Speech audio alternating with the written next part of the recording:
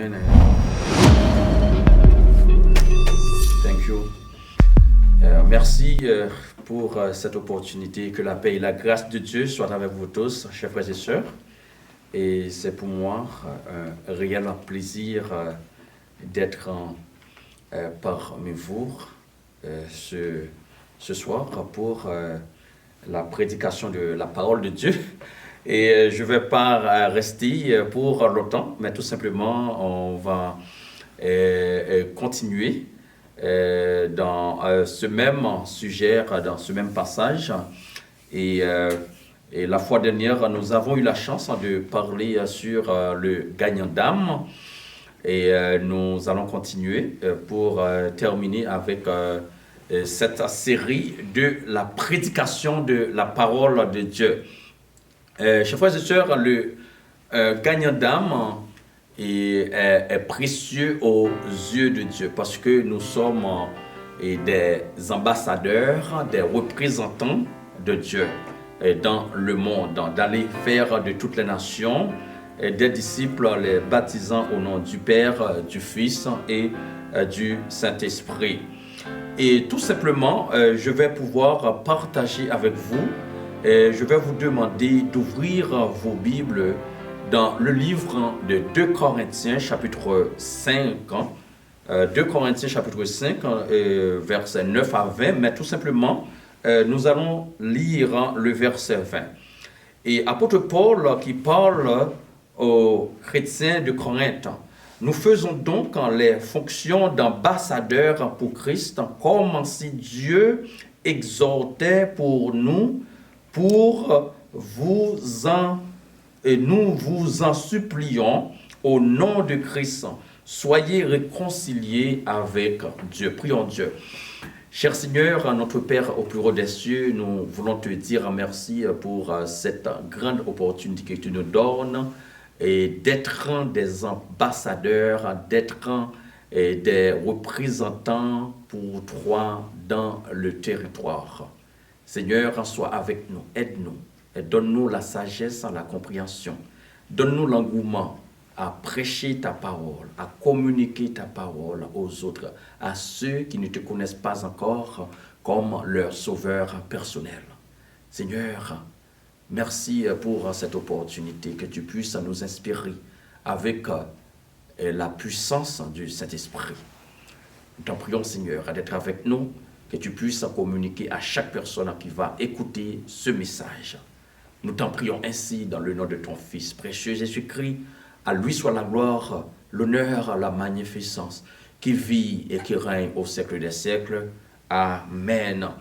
Et le gagnant d'âme dans 2 Corinthiens chapitre 5, verset 20, et qui nous dit que nous faisons donc les fonctions d'ambassadeurs.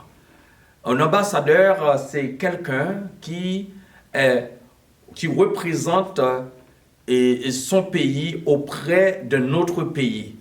Par exemple, il y a les ambassadeurs les ambassadeurs du Canada qui sont partout dans le monde. Un ambassadeur canadien qui se trouve dans un pays, qui représente son pays, qui défend son pays au niveau commercial, au niveau et politique, au niveau de tous les niveaux, qui représente son pays, qui défend la politique de son pays, la politique du Canada.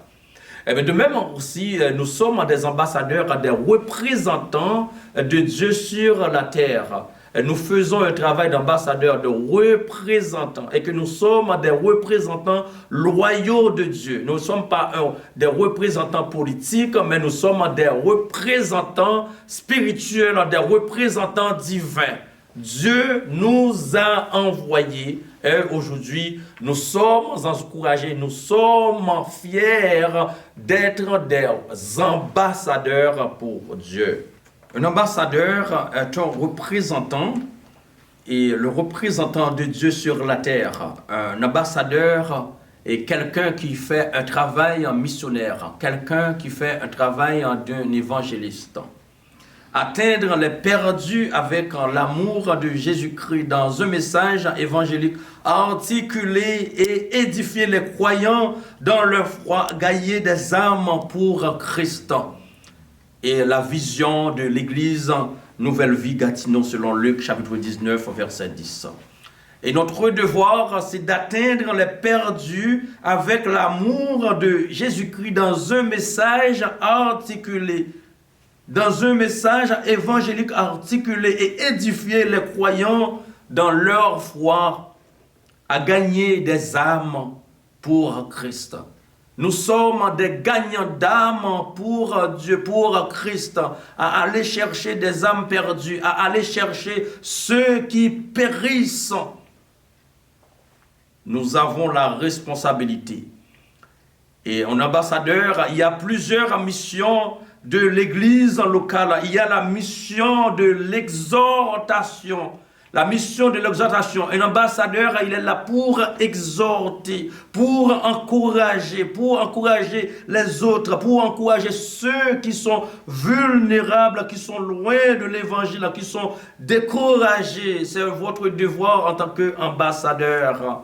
Hébreux chapitre 10, verset 25, ne pas abandonner le rassemblement de nous-mêmes, et comme c'est le cas pour certains, mais exhortant les uns les autres, et à plus forte raison, à mesure que vous voyez le jour approcher. Et deuxièmement, il y a la mission de l'édification. Éphésiens chapitre 4, verset 16, qui nous dit de qui le corps tout entier parfaitement joint et compacté parce que chaque articulation fournie selon le travail efficace dans la mesure de chaque partie fait croître le corps vers l'édification de lui-même dans l'amour. Nous travaillons dans l'amour de Dieu, dans l'amour de Christ. Nous travaillons ensemble, nous travaillons dans l'unité. Un ambassadeur, et qu'il est uni avec, avec son patron, il est uni avec les autres, il est uni avec tous les employés qui sont dans l'ambassade. Tous les employés de l'ambassade sont unis ensemble en Dieu, en Jésus-Christ. Et il y a là, c'est la mission de l'édification. Nous devons édifier les uns les autres. Nous devons édifier l'église de Jésus-Christ. Il y a la mission de l'enseignement. Nous devons les enseigner. Selon Matthieu, chapitre 28, verset 20, qui nous dit « leur enseigner à observer tout ce que je vous ai prescrit, je vous ai commandé, et voici, je suis toujours avec vous tous les jours jusqu'à la fin du monde. » Il est avec nous. Lorsque vous êtes sortis, lorsque vous allez auprès des âmes perdues, Jésus-Christ est avec vous. Vous êtes accompagnés, vous avez l'accompagnement du Saint-Esprit de Dieu. Alléluia. Merci Seigneur. Et quatrièmement, il y a la mission de l'évangélisation. La mission de l'évangélisation, vous avez la responsabilité d'évangéliser, de publier, de faire la publicité pour Dieu. Parce que Dieu est grand. Il nous a envoyé de faire des disciples. Il nous a envoyé de faire l'évangélisation, de faire un travail évangélique partout dans le monde. Et Marc est bien clair, il nous dit dans Marc chapitre 16, verset 15, et il leur dit, allez par tout le monde et prêchez l'évangile à toute la créature. Et je veux m'occuper de l'évangélisation personnelle. Et ce soir, l'église locale est appelée à évangéliser le monde en portant le message de l'évangile à chaque être, à chaque âme précieuse sur la face de la planète Terre. Quelle est l'importance d'une âme, chers frères et sœurs? Quelle est l'importance d'une âme aux yeux de Dieu? Et nous dire, nous envoyons le missionnaire dans les domaines qui sont hors de notre portée personnelle, et quel bras important de l'église locale. Et c'est si chaque église faisait sa part, le monde pourrait être atteint avec le message du salut. Et fais ta part, fais ton travail. À chaque opportunité, chaque moment, lorsque tu as l'opportunité de prêcher, lorsque tu as l'opportunité d'évangéliser, lorsque tu as l'opportunité d'enseigner la parole de Dieu, enseigne-la à la créature, à toute la créature. Il y en a beaucoup qui t'attendent au dehors. La moisson est grande, mais il y a peu d'ouvriers, chers frères et sœurs. Ensuite, il y a l'évangélisation personnelle, qu'il s'agisse de visites organisées de maison en maison ou d'individus qui donnent notre témoignage de l'évangile et ou un track de l'évangile, a gospel track. When you do it for the glory of God. When you give a track, you do it for the glory of God. When you talk to someone, you do it for the glory of God. When you preach the gospel, you preach the gospel for the glory of God. This is the glory of God. This is the word of God. You have the passion for the word of God to preach out the word of God, to speak out, to tell what God is, to witness to someone. That's your responsibility today, my friend. You preach the word of God. You talk about him, what he has done for you. The Holy Ghost into you. God is protecting you. God will be with you always unto the end of the earth, my friend. Que vous soyez des gagnants d'âme. Gagner une âme est un signe de justice. Lorsque tu gagnes une âme, c'est un signe de justice. Tu fais la justice. Ne sois pas égoïste. Selon Proverbe chapitre 11, verset 30a, le fruit des justes est un arbre de vie. Est un arbre de vie. De gagner des âmes est un signe de sagesse spirituelle. La sagesse spirituelle, chers frères et sœurs, est très importante. Si tu n'as pas la sagesse ce soir, si tu n'as pas la sagesse qui vient d'en haut ce soir, demande à Dieu et il va te donner la sagesse. Hébreux chapitre 11, celui qui gagne des âmes est sage. Si tu gagnes des âmes aujourd'hui, c'est parce que tu es sage. Si tu vas frapper dans des portes, c'est parce que tu es sage. Si tu peux communiquer la parole de Dieu, c'est parce que tu es sage, tu as la connaissance de la parole de Dieu. Et dans Proverbe, il nous dit, la crainte de l'Éternel est le commencement de la sagesse. Avez-vous la crainte de l'Éternel ce soir? Gagner des âmes est un signe d'obéissance. D'obéissance à la parole de Dieu. Matthieu chapitre 4 verset 19. Et il leur dit, suivez-moi et je ferai de vous des pêcheurs d'hommes.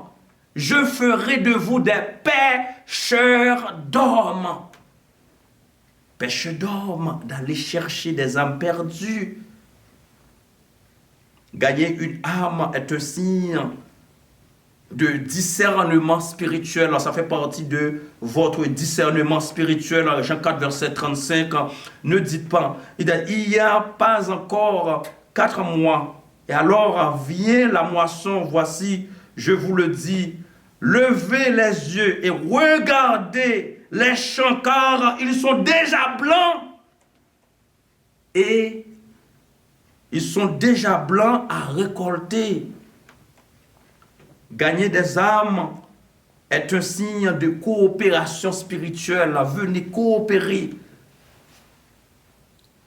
Et Jacques nous dit, la foi sans les œuvres est morte. La foi sans les œuvres est morte. Il y en a beaucoup qui se disent d'être chrétiens, mais vraiment qui n'exercent pas leur foi en Dieu. Mais ils sont là à l'église, pendant 25 ans, pendant 30 ans, pendant 40 ans, pendant 50 ans. Mais ils n'ont jamais amené une âme à Christ.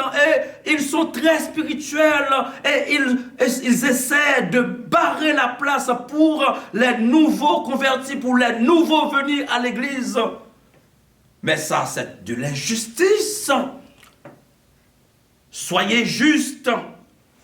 Les religieux sont difficiles dans l'église aujourd'hui. Il y en a beaucoup qui restent hors de l'église à cause des religieux, parce qu'ils attendent que ces personnes soient pures, soient parfaites pour venir à l'église.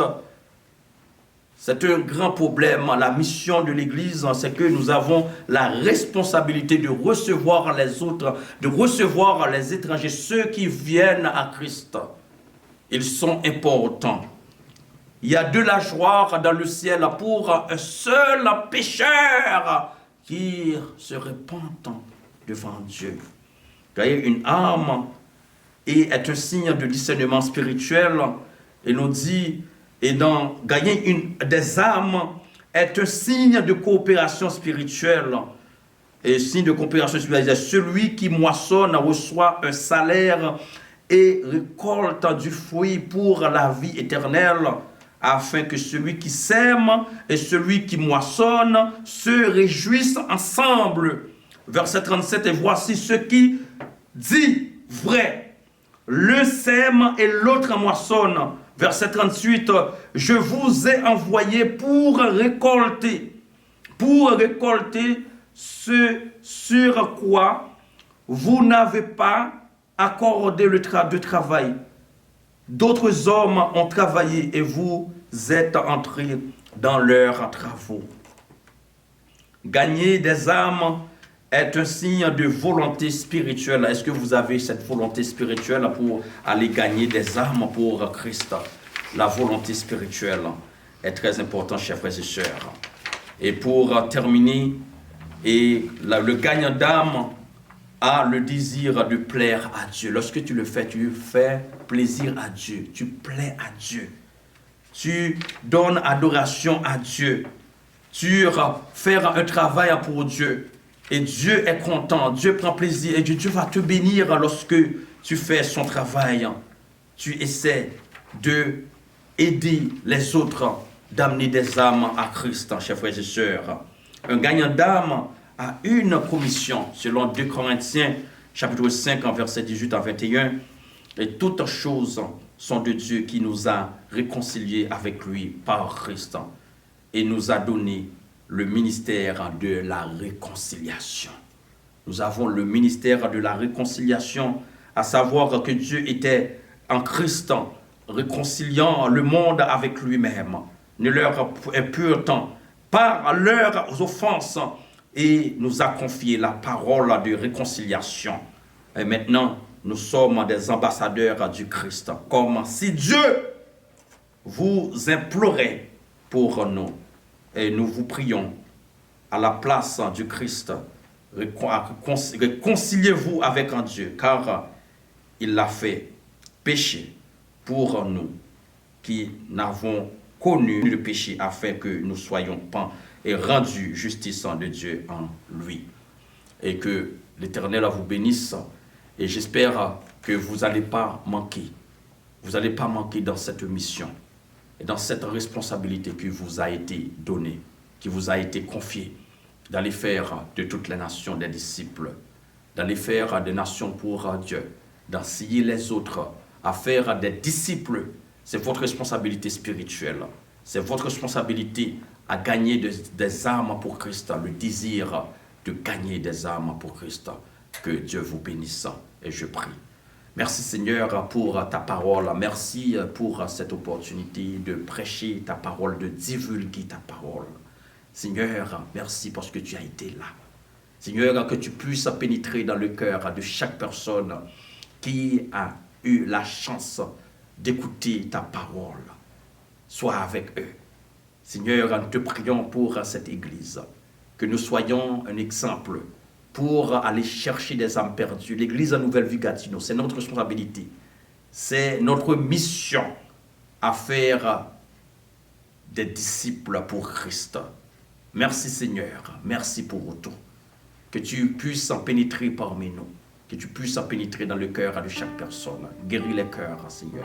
Ceux qui sont tourmentés, ceux qui sont persécutés, nous te prions pour eux. Nous te prions pour cette place. L'Église en Nouvelle-Vie Gatineau, Seigneur, que tu puisses bénir cette place, Seigneur.